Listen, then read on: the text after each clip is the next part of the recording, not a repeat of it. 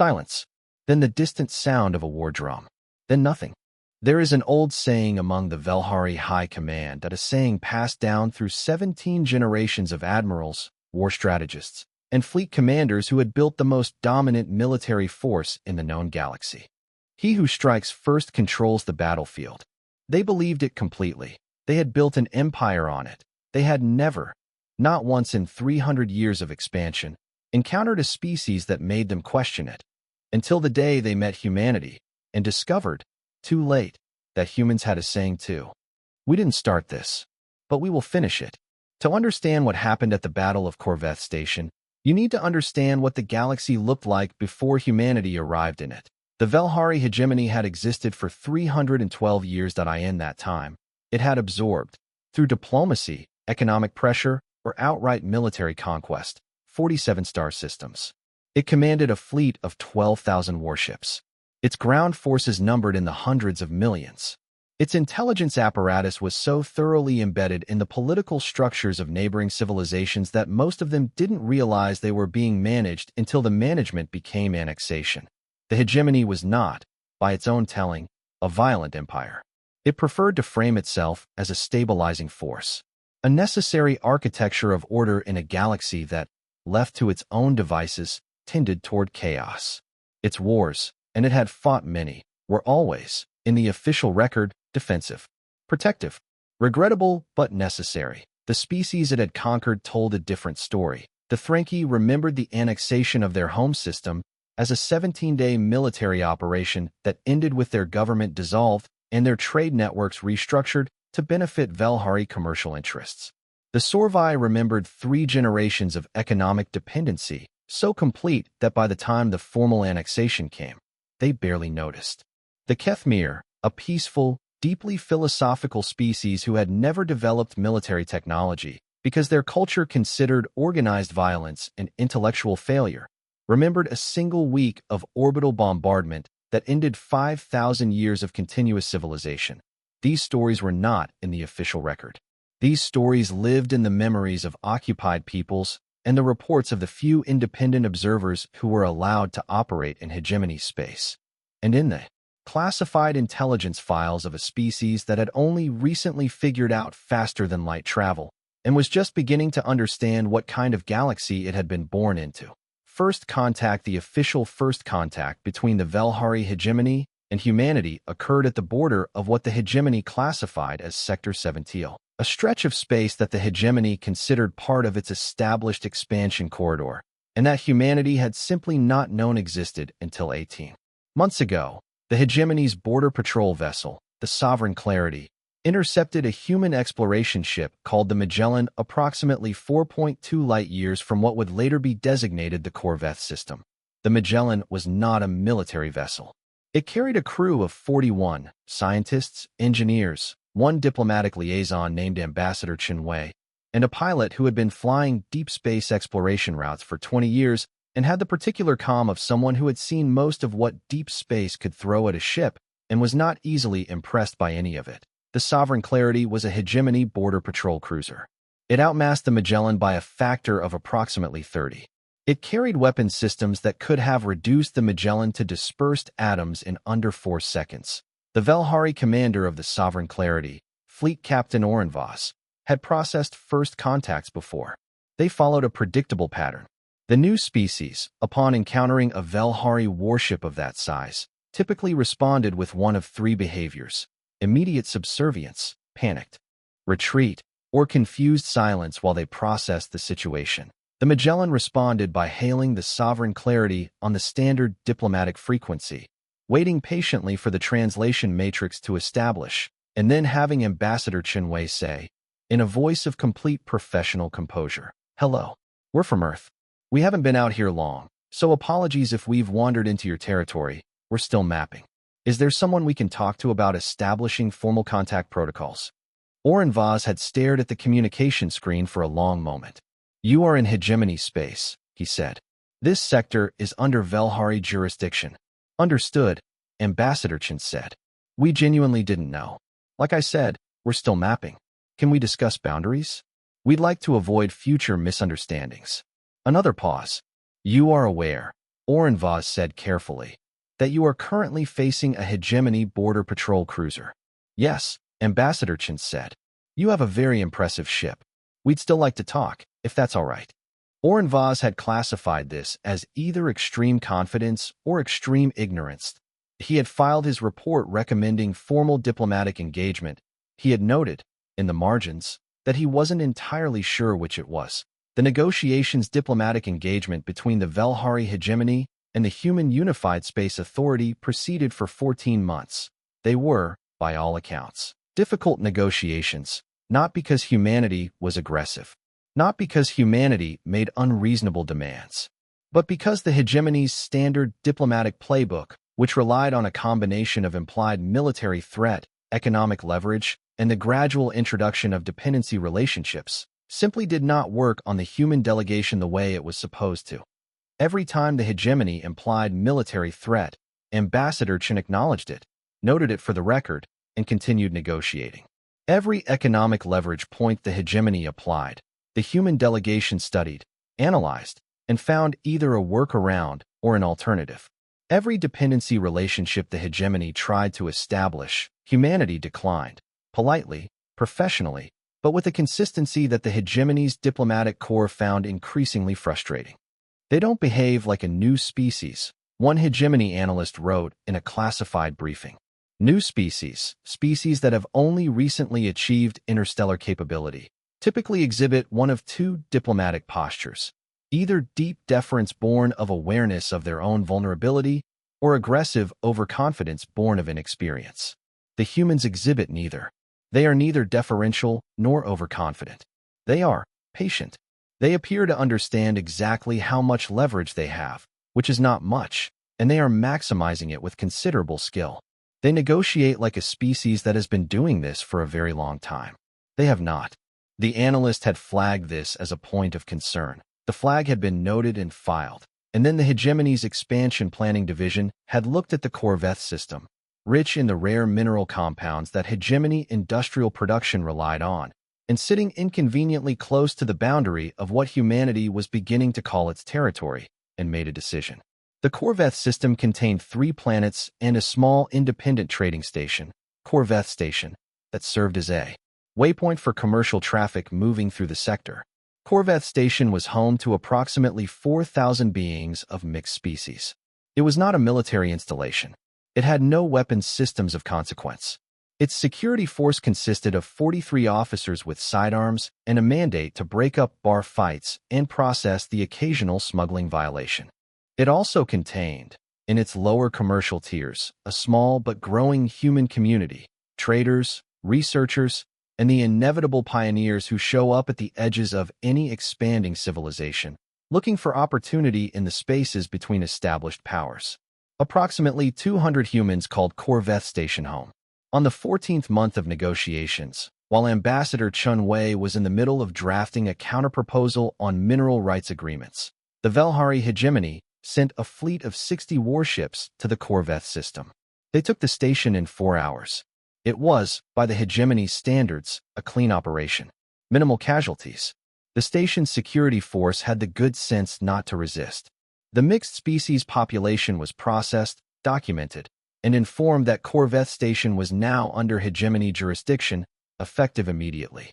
The human community was given a choice: accept Hegemony residency status, or evacuate on the next available transport.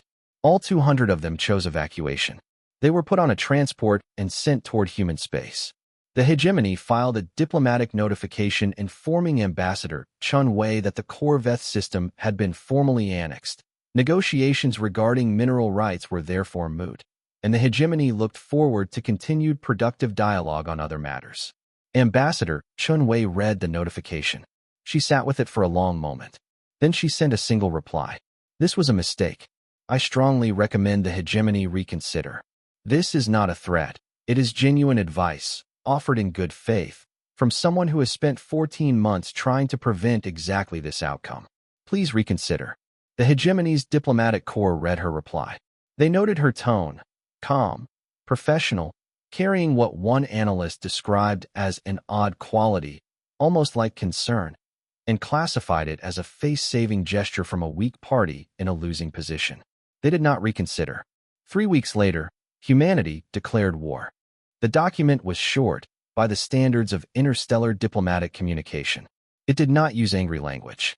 It did not make dramatic proclamations. It was written in the precise, measured cadence of people who had thought carefully about every word. It said, in summary, the Velhari Hegemony had seized a civilian installation in disputed space, displaced a civilian population, and done so during active diplomatic negotiations, a violation of the foundational principles of interstellar law that humanity was not willing to accept as precedent. It said that humanity had attempted, at every stage of engagement, to resolve this through peaceful means. It said that humanity did not want this war. It said that humanity intended to win it. And then, in the final paragraph, in language that the hegemony's diplomatic translators initially flagged as a possible translation error, because it didn't sound like anything a new, militarily inferior species should be saying, it said, the Velhari Hegemony has significant military advantages over the Unified Space Authority at this time. We are aware of this. We are asking you, one final time, to return Corvette Station to neutral status and resume negotiations. If you decline, we will fight. We will take losses. But we have calculated that we will win. And when we do, the terms of peace will not be as generous as the terms currently on the table. We are not making this statement as a bluff. We are making it because it is true, and because we believe you deserve to know it before you make your final decision. The hegemony's high command read the declaration. There was, in the record of that meeting, a moment of silence. Then Fleet Admiral Karath Vane, Supreme Commander of the hegemony's military forces, architect of 7 successful campaigns, undefeated in 30 years of operational command, laughed. They have 40 warships, he said. We have 12,000. He approved the war footing. He began planning what he expected to be a 3-week campaign. He had never been more wrong about anything in his life. Here is something that the hegemony's intelligence apparatus had failed to adequately account for. Humanity had known, from approximately the 8th month of negotiations, that the negotiations were likely to fail, not because they were pessimists, not because they wanted conflict, but because Ambassador Chun Wei was very good at her job, and her job required her to read situations accurately, and the situation she was reading, a large, expansionist empire encountering a new species with resources it wanted in a location it considered strategically valuable, had a historical pattern that was depressingly consistent across cultures, across planets, and across centuries of human history. Humanity had a great deal of experience with expansionist empires. It had been conquered by several of them. It had also, eventually, outlasted all of them. So while the diplomatic delegation had continued to negotiate in genuine good faith, because good faith was the right approach, and because there was always the possibility of being wrong about a situation, humanity had also been doing something else. Building. The 40 warships the hegemony's intelligence had counted were real. They were also the ships the hegemony was supposed to find. Human deep space construction had, in the 18 months since first contact, been quietly, methodically redirected. Shipyards that the hegemony's sensors could observe had continued their normal production schedules. Shipyards that the hegemony's sensors couldn't observe, facilities in asteroid belts, in the shadow of gas giants, in the deep space coordinates that the hegemony hadn't yet bothered to fully map because they were in human space, and human space was, in the hegemony's estimation, not particularly important, had been running at triple capacity for 14 months. The hegemony's intelligence said humanity had 40 warships. Humanity had 260. And that was only the beginning of what the hegemony had gotten wrong. The human way of war. Fleet Admiral Karath Vane had spent 30 years studying military history. Hegemony military history, predominantly, with some study of the campaigns of other species that had come before. He understood war as a structured discipline. There were principles. There were doctrines. There were established patterns of engagement that had been refined over centuries into something approaching a science. You committed superior force. You controlled key systems. You established supply lines. You broke the enemy's ability to resist, and then you offered terms. He had done this 7 times. It had worked 7 times. He sent his first engagement fleet, 800 warships, because he was thorough, if nothing else, toward the human border. What happened next did not resemble any engagement in the hegemony's military history. The human fleet did not meet them at the border. It did not form a defensive line. It did not do anything that Karathvane's strategic models had anticipated. Instead, it disappeared. Not retreated. Not repositioned. Simply, from the perspective of the hegemony's sensor arrays, ceased to exist as a coherent force. 2 days later, 3 hegemony supply depots in the rear of the advance, facilities that were nowhere near the front, facilities that had been operating in what the hegemony had classified as completely secure space, were destroyed simultaneously by forces that appeared, struck with surgical precision, and vanished before the response fleet arrived. Karathvane stared at the reports. He reorganized his supply lines, added defensive patrols, pushed his advance fleet forward, because forward pressure was the answer to this kind of harassment. You took ground. You forced the enemy to defend. You stopped them from choosing their own engagements. The advance fleet pushed forward and found nothing. Human colonies that the intelligence reports had placed in the advance corridor had been evacuated. Stations that should have been strategic targets were empty. The advance fleet moved through human space like a hand sweeping through fog, meeting no resistance, gaining ground that turned out to have nothing on it worth having. Meanwhile, behind them, 17 simultaneous strikes. On the 19th day of the war, humanity hit 17 targets in the same hour. Not just supply depots this time. Communication relays. Sensor arrays. The shipyard at Velhari's second moon, not destroyed, because hitting a civilian shipyard with full destruction would have caused casualties the human command wasn't willing to accept, but disabled with a precision that would take 8 months to repair. 3 fleet command vessels, targeted while they were in transit between systems and not at combat readiness. A fuel processing station that supplied roughly 30% of the advanced fleet's operational requirements. All 17 strikes in the same 60-minute window. All 17 strikes executed and withdrawn before response forces arrived. Karathvane looked at the damage reports and understood, with the cold clarity of a professional being confronted with a genuine professional, that he had been thinking about this war incorrectly. He had been thinking about it as a conventional campaign. Superior force applied to achieve territorial objectives. He had sent 800 warships to engage a human fleet, and the human fleet had simply declined to be engaged, while simultaneously operating at will across his rear areas with a coordination and precision that implied a level of strategic planning far beyond what his intelligence assessments had suggested. He pulled the human declaration of war and read it again. "We have calculated that we will win." He sat with that sentence for a long time. Then he called his senior strategic staff together and said something that none of them had ever expected to hear from Fleet Admiral Karathvane in 30 years of service. "We need to reassess the human doctrine." What Karathvane was only beginning to understand, what the hegemony's intelligence apparatus had completely failed to capture, was that humanity approached war the way it approached everything else that had ever threatened it. With patience, with adaptation, with the particular kind of strategic thinking that develops when you have spent your entire evolutionary history being physically outmatched and surviving anyway. On Earth, the first human hunters had not been the fastest animals, not the strongest, not the most physically formidable.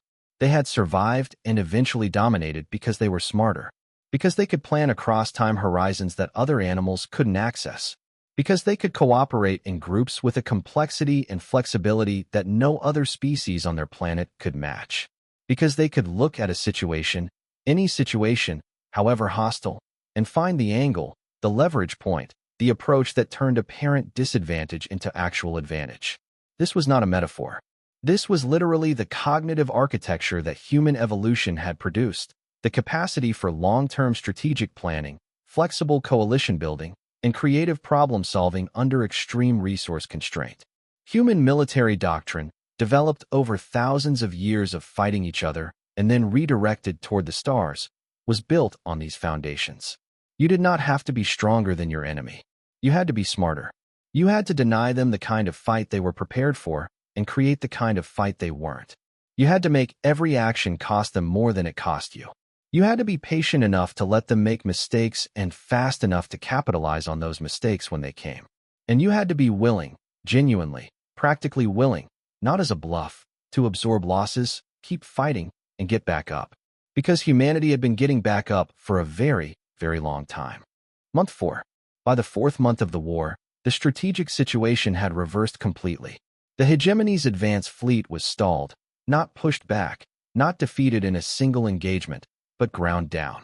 Supply problems, communication disruptions, the psychological weight of operating in space that felt, despite the overwhelming numerical advantage, somehow controlled by the enemy.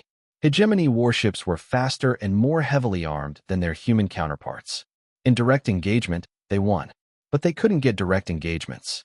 The human fleet moved like water, always finding the path of least resistance, flowing around obstacles, eroding rather than confronting.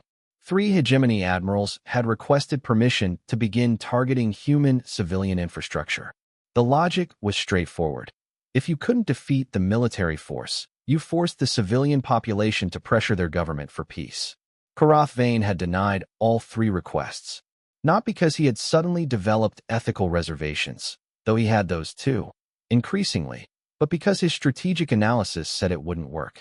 He had read everything the hegemony's intelligence had on human history. He had found, in that reading, a pattern that appeared so consistently across so many different human conflicts that it had to be considered predictive. When you hurt human civilians, human soldiers did not lose the will to fight. They fought harder. There was a term for it in human military history: rallying effect.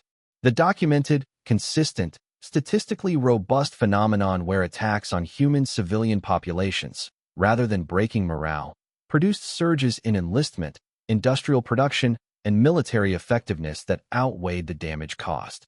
Humanity had an almost unique capacity, unique in the Galactic catalog, as far as Karath Vane could find, to convert grief into fuel.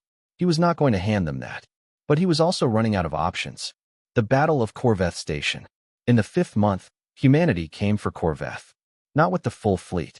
With 40 ships, specifically, precisely 40 ships, which was exactly the number the hegemony's intelligence had originally counted and exactly the number that the hegemony had built all its early strategic calculations around.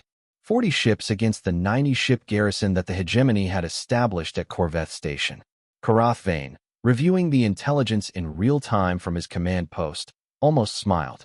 He had been waiting for a mistake. Every campaign eventually produced one from the other side. The human commander, a woman named Admiral Una Park, about whom the intelligence files said remarkably little despite her apparent seniority, had finally overextended. He ordered the garrison to engage. What happened in the next 6 hours would be studied in military academies for generations. The 40 human ships engaged the Corveth garrison in a direct, aggressive assault that the garrison commander found almost baffling in its apparent recklessness. They took hits. They took casualties. They kept coming, absorbing damage at a rate that should have forced retreat, and fighting through it with a tenacity that the garrison commander found, in his own after-action report, frankly disturbing. 40 ships against 90, taking damage, keeping pressure on, for 6 hours. And then, at hour 6, the remaining 220 human ships that had been quietly, patiently repositioning for 4 months came out of the dark of deep space and hit the Corveth garrison from 6 directions simultaneously. The garrison lasted 40 minutes. Corveth Station was back in neutral hands before the next morning. In his command post, Karath Vane read the battle report and sat very still for a long time. The 40 ships hadn't been an overextension. They had been bait. Not desperate, not reckless, bait. Deployed with the full knowledge that they would take damage and casualties, deployed anyway, because the strategic calculations said the trade was worth it. He thought about what kind of species could do that. Could send 40 ships into a fight they knew would hurt them, trust completely that they could absorb the punishment, and execute the larger plan through the pain. He thought about Earth. About a planet that had spent millions of years trying to kill its dominant species. About an organism that had evolved not just to survive that pressure, but to be shaped by it, tempered by it, into something that treated pain not as a stopping point, but as a data point. He reached for his communication terminal. He sent a message to the hegemony's diplomatic division. Open a back channel to the human ambassador. I want to talk. What Karath Vane said. The back channel communication between Fleet Admiral Karath Vane and Ambassador Chen Wei, conducted privately, off the official record, with no diplomatic staff present on either side, lasted 4 hours. No recording was made, at the mutual agreement of both parties. What is known as what happened afterward. Ambassador Chun Wei presented a peace framework to the Human Unified Space Authority Council. It called for the return of Corvette Station to neutral status. It called for the restoration of pre-war boundaries. It called for a formal treaty framework governing interaction between human space and hegemony space, with binding arbitration mechanisms for disputes. It did not call for reparations. It did not call for territorial concessions from the hegemony. It did not call for regime change or the punishment of military commanders. A member of the council asked Ambassador Chen why not. The hegemony had started this war. The hegemony had taken Corvette Station by force during active negotiations. The hegemony had sent 800 warships to overwhelm a species it considered militarily negligible. Humanity had paid in blood to reverse all of that. Why not extract the maximum possible terms? Ambassador Chen had considered the question for a moment. Because we didn't fight this war to hurt them, she said. We fought it to establish that we can't be treated the way they tried to treat us. That's done now. Every species in this galaxy just watched a new species. A species they all thought was hab-noor, too young and soft to matter. Fight the hegemony to a standstill in 5 months with a smaller fleet and win back what was taken. She paused. That's the message. That's enough. We don't need to grind them into dust to send it. And grinding them into dust would just mean more war, more casualties, and a hegemony that has nothing to lose. The peace framework leaves them with dignity and gives us everything we actually need. Another pause. We're not conquerors, she said. We're humans. There's a difference. The council approved the framework. What the galaxy learned. The Treaty of Corvette Station was signed in the 6th month of the war. It was the shortest major interstellar conflict in recorded galactic history, though shortest was a relative term that somewhat obscured the 5 months of brutal, grinding, psychologically exhausting asymmetric warfare that had produced it. What the galaxy took from the conflict was not primarily military. It was something older and harder to quantify. Every species that had intelligence assets in the contested corridor, and most of them did, had been watching. Every government that had previously classified humanity as hab-noor had been paying very close attention. The Velhari Hegemony had 12,000 warships and a 300-year history of successful conquest. Humanity had 260 warships and 18 months of interstellar experience. The hegemony had blinked first. Not because humanity had destroyed them. Not because humanity had threatened civilian targets or made ultimatums or played the kinds of power games that the galaxy's established civilizations understood. But because humanity had simply, implacably, patiently, at genuine cost to themselves, refused to lose. And when it was over, they had offered peace on terms that were fair. That combination, the willingness to bleed without breaking and the decision to stop when stopping was the right thing to do, was not something the galaxy had a classification for. It didn't fit any of the established categories. Not conqueror, not mercenary, not idealist, not pure pragmatist. Something else. Something new. Something that, if you looked carefully at the evolutionary history of the species, at the Deathworld that had forged them, at the millions of years of pressure that had shaped their psychology, was not new at all. Just previously unwitnessed at this scale. Karath Vane's last report. Fleet Admiral Karath Vane filed his final operational report on the Corvette campaign 2 weeks after the treaty was signed. It was, in military terms, a comprehensive strategic analysis. Force assessments, tactical evaluations, intelligence failures, recommendations for doctrinal revision. At the end of it, after all the professional analysis was complete, he added a section that was unusual for a military report. He almost didn't include it. It wasn't standard. It wasn't what was expected. He included it anyway.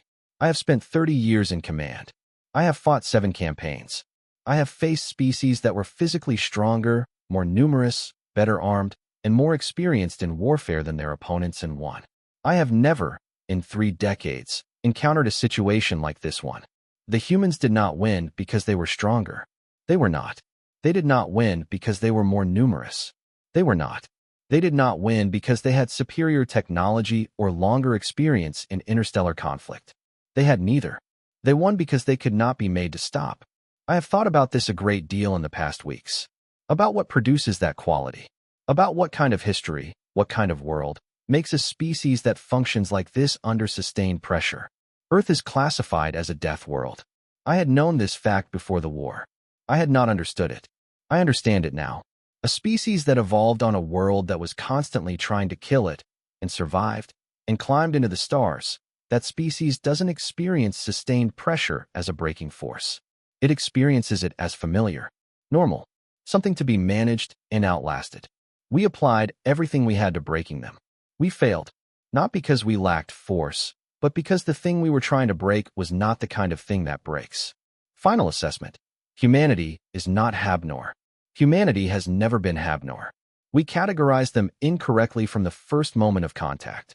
They are something the galaxy hasn't seen before, or perhaps something the galaxy has forgotten was possible. I don't have a name for it. I know what it feels like.